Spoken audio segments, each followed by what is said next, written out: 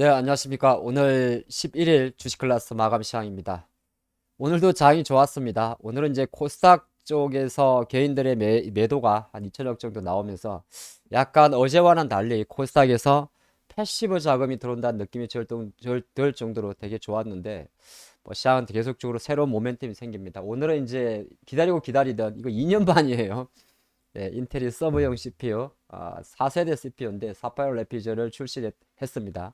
뭐 공식적으로 원래 1월 11일 날 오늘 발표한다고 했었는데 뭐 그대로 좀 나왔기 때문에 많이 움직인 종목도 있고 또 이게 뭘 의미하는지 살펴보도록 하겠습니다. 그래서 이제 이게 DDR5 기반이기 때문에 관련 이야기도 잠깐 함께 하도록 하겠습니다.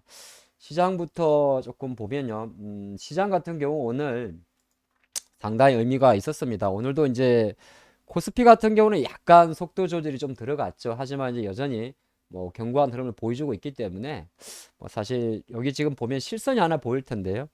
요게 이제 2021년 21년 6월달 3,300포인트 요거 찍고 내려오던 하락 채널의 상단입니다. 그래서 시장 관점에서는 이제 만약에 시장이 지금 좋아서 이게 훌쩍 올라가면 이제 완전 다시 한번 두 번째로 지난 11월 달 이어가지고 두 달 만에 베어마켓 랠리를 완전 탈출하는 그런 그림으로 가기 때문에 조금 더 여전히 시장은 위쪽으로 열어놔도 되지 않나 그리 보겠고 코스닥 이제 같이 따라오겠죠. 아무래도 이번 주에 큰 이슈가 물가지표 발표가 되는데 잘하면 한 번 더 떼기를 박아줄 수 있습니다. 나쁜 쪽으로? 아니요. 좋은 쪽으로. 한번 보도록 하죠.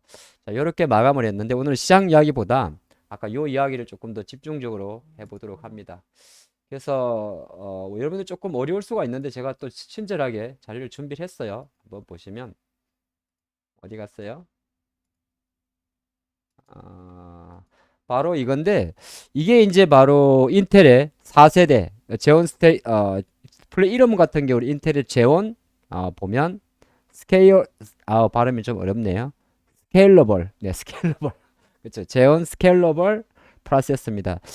인텔에서 나온 제 4세대 프로세서라 보시면 좋을 것 같고 인텔은 전 세계 CPU의 90%를 담당하고 있습니다. 또 하나 회사는 AMD라는 회사가 있는데 여전히 90% 담당하는데 요거는 이제 코드명 사파이어 래피즈라고 이야기를 합니다. 갑자기 많은 분들이 사파이어 래피즈가 뭐야 이렇게 하는데 요거 이제 프로세서에 붙어 있는 칩에 붙어 있는 코드명입니다. 코드명인데 인텔은 이제 사파이어 시리즈라는 코드명을 사용을 하고 또 인도 서버용입니다. 이거는 서버용인데 사실 DDR5 같은 경우는 이 메모리용가 쉽게 말해서 우리가 PC라든지 스마트폰에 이미 나와 있어요. 삼성전자는 하이닉스 만들고 있었고 그래서 하이닉스에서 만드는 DDR5 기반의 SSD 램, D램을 말하는 건데 이게 이미 나와 있습니다. 근데 이보다 이제 스마트폰이라든지 PC 같은 것보다는 훨씬 큰 게 우리가 데이터 센터라고 많이 이야기하는 서버용이잖아요.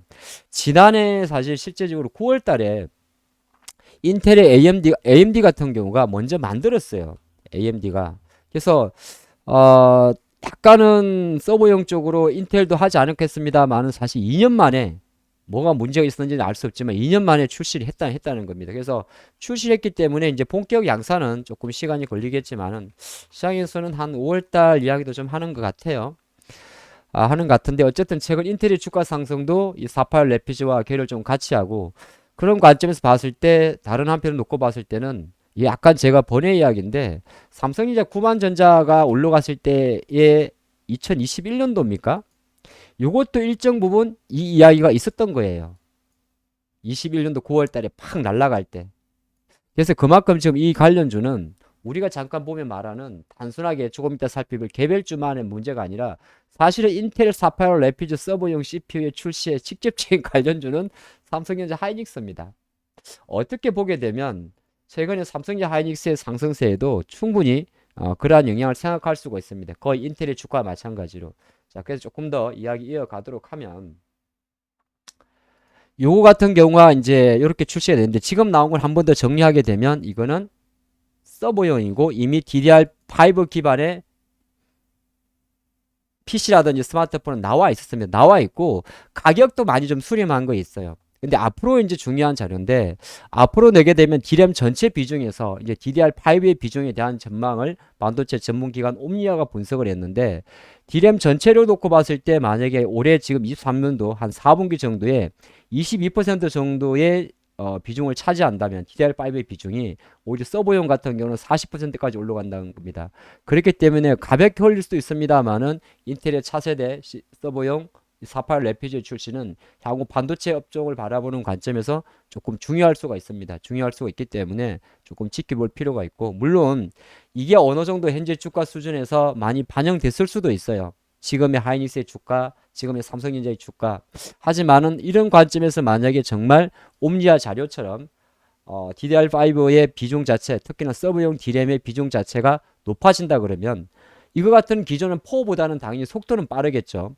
속도도 빠를 것이고 연산 속도도 빠를 겁니다. 그러면 이게 이제 우리가 말하는 계속적으로 최근에 뭐 스마트폰의 성능도 빨라지는 것처럼 차세대 반도체이기 때문에 관련 기업주들은 좀 많이 움직일 수밖에 없는데, 일단 시장에서 알고 있는 우리가 DDR5 관련주들은 이런 것들이 있어요.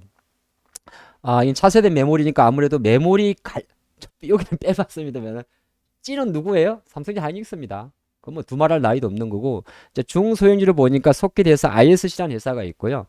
또 하나가 아비코 전자가 있습니다. 이 회사는 원래 전기 쪽에서 인덕트라든지 리지스트라는 저항기를 만든 회사인데 종속회사가 종혹이 아니에요.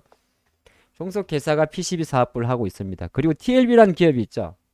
예, 많이 들어보실 것 같은 이게 바로 메모리 반도체용 모듈용 PCB 인쇄로 기반 PCB 제조 회사입니다. 그리고 또 마이크로 컨텍스트라는 관련 기업도 DDR5 관련주로 많이 거론이 되고, 심텍도 마찬가지입니다. 심텍도 메모리 모듈용 PCB를 생산하고 있습니다. 그렇기 때문에 PCB DDR5 관련주라고 이야기하게 되면 큰 그림 관점에서는 삼성전자 하이닉스가 되는 것이고, 좀 작게 들어갔을 때는 이렇게 아비코 전자라든지 약간 변동성이 좀 큰 종목이긴 해요. 오늘 출시가 되면 좀 변동이 커졌습니다만은 또 체크해 볼 필요가 있고, 소켓의 또 대장주라고 이야기하는 TISC도 마찬가지입니다. 최근에 기관들이 좀 많이 샀는데 어디 갔냐?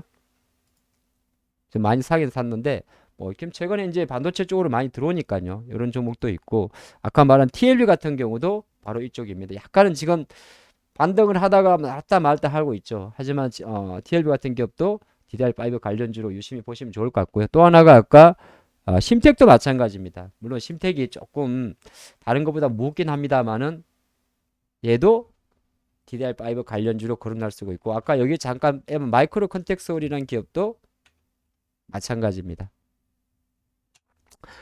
근데 이 시가총이 작아서 제가 일부러 따로 안 적었던 거 500억짜리라서 그렇게 말씀드리겠습니다. 그래서 오늘 우리가 지금 함께 하면서 한 요 시간, 사파이어 레피즈 관련주 한번 체크해 보시고, 과연 이게 앞으로 단순하게 조금 전에 살펴봤던 이 자그마한 주식을 떠나 가지고 아마 전체적으로 삼성전자나 또 하이닉스 반도체 업황에 대해서 어떤 변화를 주는지 저는 조금 기대가 커요.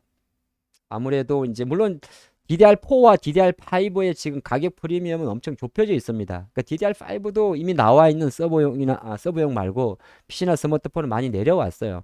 근데 제가 조금 주목하는 포인트는 바로 이겁니다. 경기가 좋아지고 뭐 아마존이든 마이크로소프트든 뭐 카카오든 네이버든 데이터 센터 비중을 다시 늘리게 되면 이제 다 DDR5로 늘리기 때문에 오히려 이제 전체적인 마진은 좋아지겠죠. 자, 이렇게 한번 살펴봤습니다. 자, 오늘 뭐 수요일인데요. 항상 수요일에는 저녁에 또 저녁 8시에 야간 수업을 함께 하니까 꼭 시간 내셔가지고 함께 하신다면 좋을 것 같고, 조금 더 짧은 시간 다 하지 못한 이야기는 이따 저녁에 다시 하도록 하겠습니다. 감사합니다.